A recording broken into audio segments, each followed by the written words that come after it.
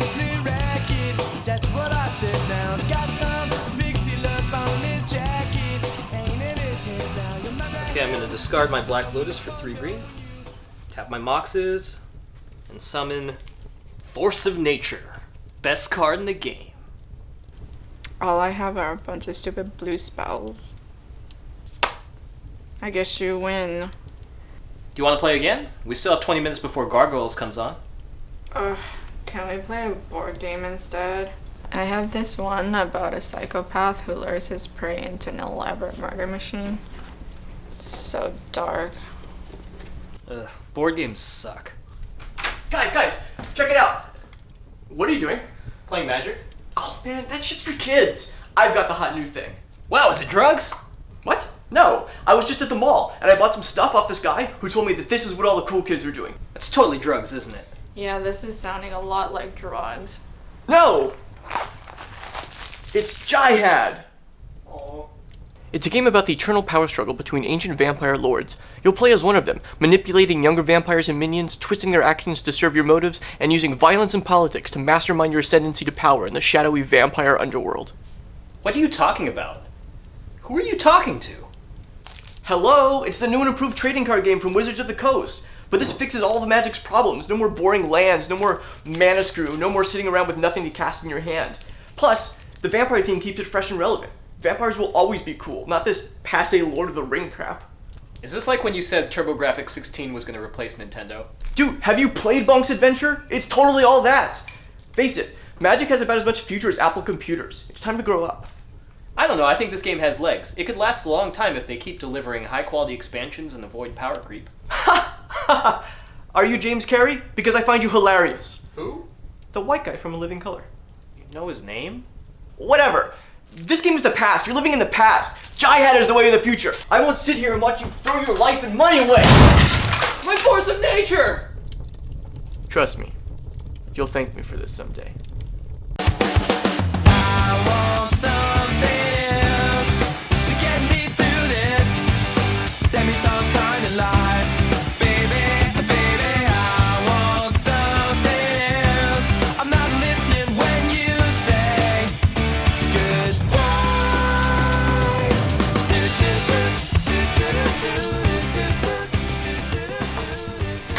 Hey guys, my mom just dropped me off. What's the 411?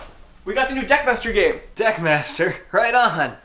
Yeah, it has vampires and werewolves. The murderous crows. Yeah, you wanna play? Fred.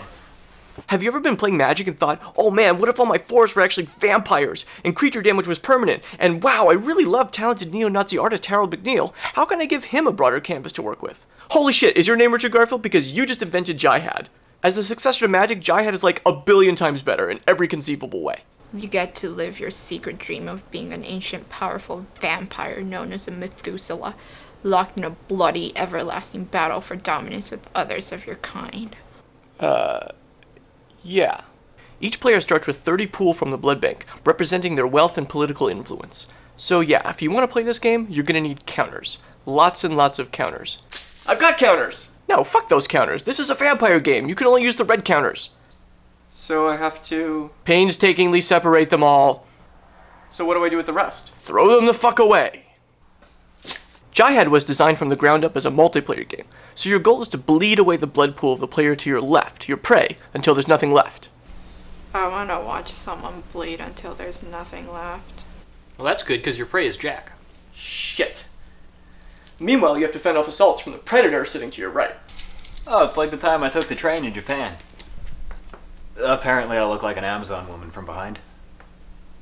Your war is primarily fought by proxy, using lesser vampires that you manipulate under your control, from young neophytes to powerful princes and justicars. Vampires can belong to one of 7 clans, each with a unique identity, from the stoic Ventrue businessmen to the insane Malkavians. I'm going Toreador.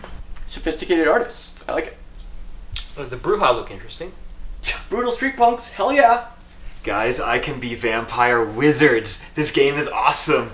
And Brandon found the Tremere. Great. I'll be the feral and animalistic Gangrel clan.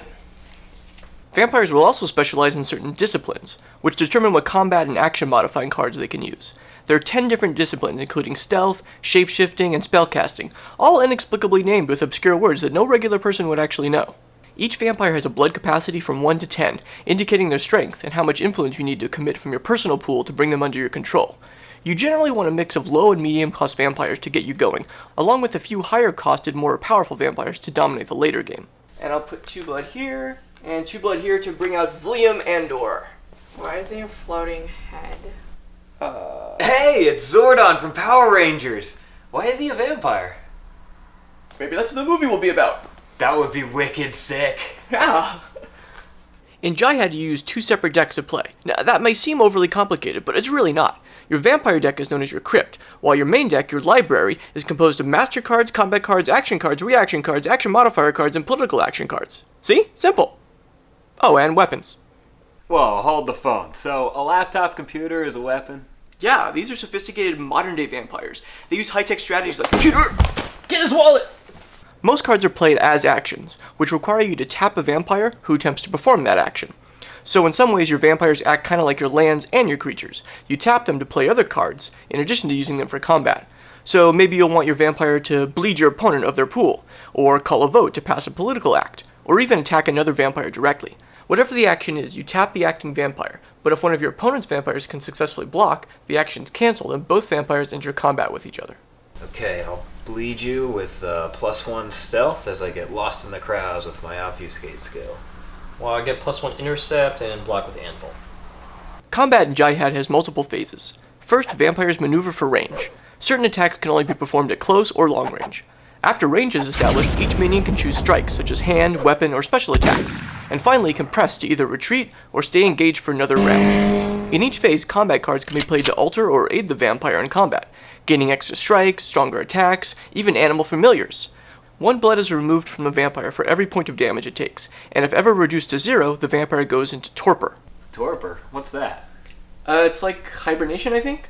And once a vampire is in torpor, another vampire can attempt to destroy him in his weakened state by committing diablerie. Obfuscate, torpor, diablerie? Are we sure this game isn't some thinly veiled SAT course?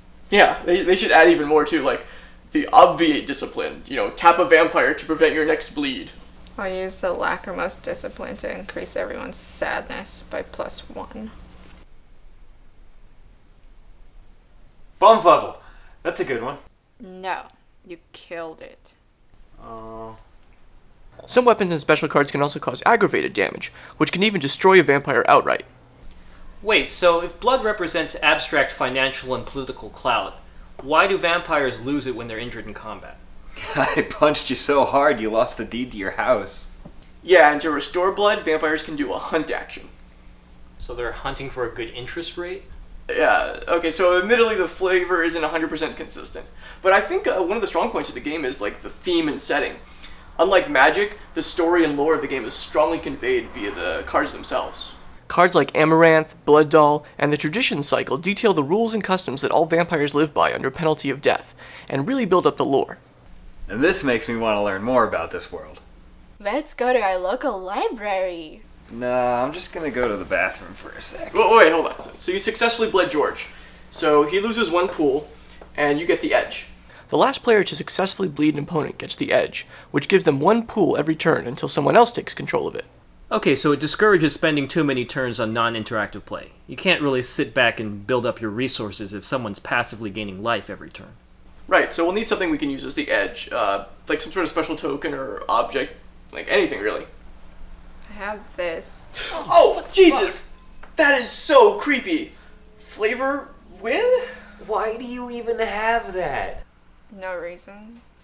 As the meat of the game, combat is fun and strategic, with maneuvers and presses, weapons, and special strikes.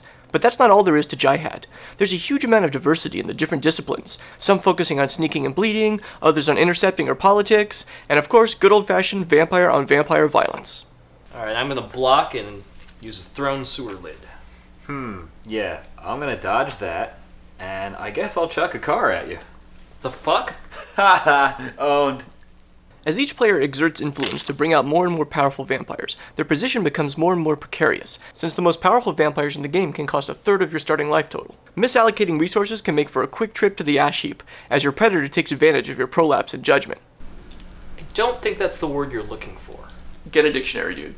Or play more Jihad. I'll diablerize your vampire while he's in torpor. Great. I use the sixth tradition, destruction, to burn your race traitor to death. Justice! Fine. I have to go home and supper with their family dinner in the TGIF lineup. I'll sneak out later, okay?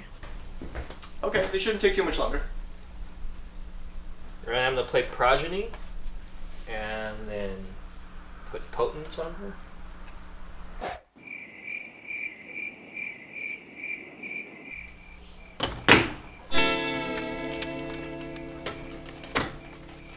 Are you kidding me?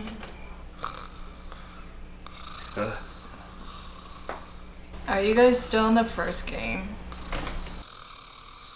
There. I won. You guys want to play again? Fuck you, it's been 5 hours! You just want to play Magic? Yeah, okay, sure, yeah.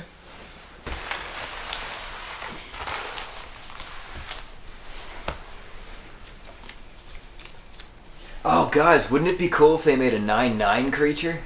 You would never do that. Yeah, that'd be way too powerful. We all learned something that day. As we get older, it's tempting to leave behind the things we loved in our youth for the newer and more grown up. But when we do, we lose a bit of ourselves. Because it's easy to forget that sometimes old things are classics because they're good, and then new things don't always last. As the years went by, Magic continued to grow and thrive while Jihad faded into obscurity. The very problems it tried to fix turned out to be Magic's strengths. Playing a quick game without needing piles of counters and players was more convenient, and the fantasy theme outlasted the passing vampire fad. I wouldn't realize it for a few years, but Jihad perfectly embodied that era, a time of youth and naivety, and of the endless possibilities that lay ahead. And yes, I did eventually learn it was pronounced Jihad.